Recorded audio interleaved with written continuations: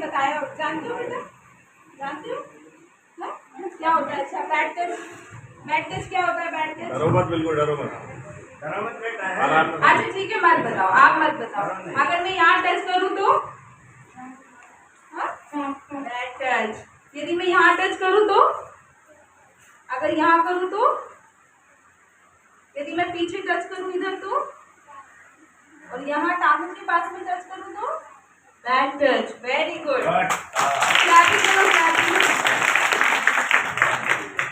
Almost सभी बच्चे यहाँ पे ये जानते हैं कि गुड टच कहाँ होता है और बैड टच कहाँ होता है, ठीक है।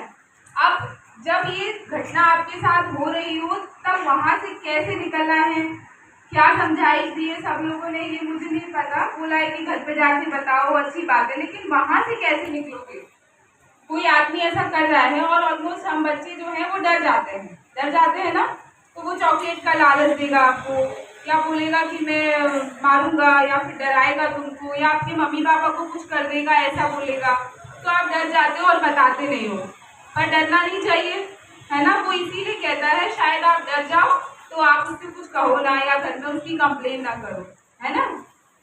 तो ऐसी जगह से कैसे बचना चाहिए? वहां पे या तो चिल्लाना चाहिए, यदि वो गलत टच कर रहा है आपको, वहां चिल्लाकर वहां से भाग जाना चाहिए। यदि कोई रिक्शा है, ऑटो रिक्शा है, बस है, जहां से आप भाग नहीं सकते हो, तो तुरंत वहां से, वहां पर बैठे सबसे बड़े बच्चे, क्योंकि बस में बहुत सारे एज ग्रुप के बच्चे होते हैं, तो बड़ी दीदी हो या उनसे बड़े भैया हो तो उनसे कंप्लेन करनी है और उनके पास जाकर बैठ जाना।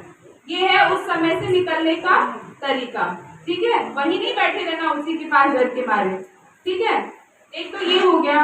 दूसरा, यदि घर में ही, परिवार में ही यदि कोई आपको इस तरह का टच करता है, जैसे आपके बड़े भैया, चाचा, दादा, इस तरह का कोई व्यक्ति बैड टच करता है, वो महिला भी हो सकती है बेटा, ऐसा कहीं नहीं है कि महिला नहीं कर सकती, ठीक है, वो महिला भी हो सकती है। तो ऐसा कोई भी व्यक्ति माँ को छोड़कर, माँ इन जगह पर टच कर सकती है ना।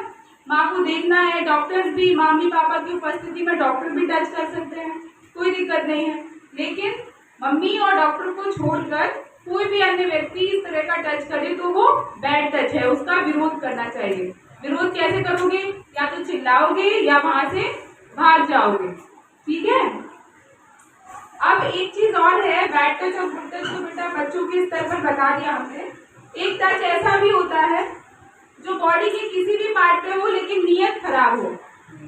अगर हाथ भी पकड़ लिया किसी ने और उसमें नियत खराब है, आप सोचो कि मेरे टीचर ने तो मुझे बताया कि हाथ पर तो गुड टच होता है, पीठ पर तो गुड टच होता है, चीज पर तो गुड टच होता है, लेकिन यदि नियत खराब है तो वो भी बैड टच है। क्या है?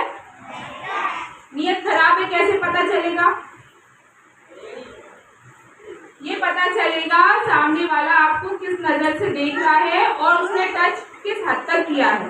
क्या है, हम लोग लड़कियां है ना, लड़कियों को बहुत अच्छे सेंस होते हैं, अच्छा सेंस, सिक्स सेंस बहुत अच्छा होता है कि उसको बहुत जल्दी समझ में आ जाता है कि ये हमको गुड टच कर रहा है या बैड टच कर रहा है, ठीक है, समझ में आए। तो वो बैड टच हाथ पर भी हो सकता है, बस नियत खराब हो उसकी, ठीक है।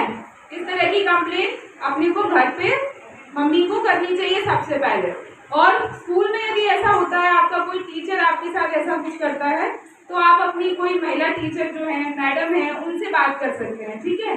यदि आपको लग रहा है मैंने मैडम को बता दिया, कोई बात नहीं, लेकिन घर पर जाके अपनी मम्मी को भी बताना है, ठीक है, दोनों को बताना है। और जब तक वो दोबारा करता है तो दोबारा बताना है। और जब आपको लगे कि मम्मी या टीचर कोई एक्शन नहीं ले पा रही है, कुछ नहीं हो रहा है, तो फिर नंबर बताया अभी 1098 बताया, 100 नंबर भी नंबर होता है, कितना? 100 नंबर। मेरे को, मैं यहाँ भिड़ में बैठती हूँ, मम्मी को बोल के बोला कि महिला थाने चलो, मैडम से मिलने जाना है, ठीक है। आप आराम से मुझसे कभी भी आकर मिल सकते हैं और अपनी बात कह सकते हैं, डरने की कोई जरूरत नहीं है। मुझसे डर लग रहा है क्या? नहीं ना, डरने की कोई जरूरत है ही नहीं। आप कभी भी आके अपनी कंप्लेन मुझसे कर सकते हैं, ठीक है। और कोई बात मुझसे करनी है? अभी किसी बच्चे के साथ ऐसी कोई घटना तो नहीं हुई जो मुझसे बताना चाह रहा हो, तो मुझे यहाँ आकर बता सकता है? नहीं है? बोलना बंद कर दूं? बोलना बंद कर दूं? ठीक है।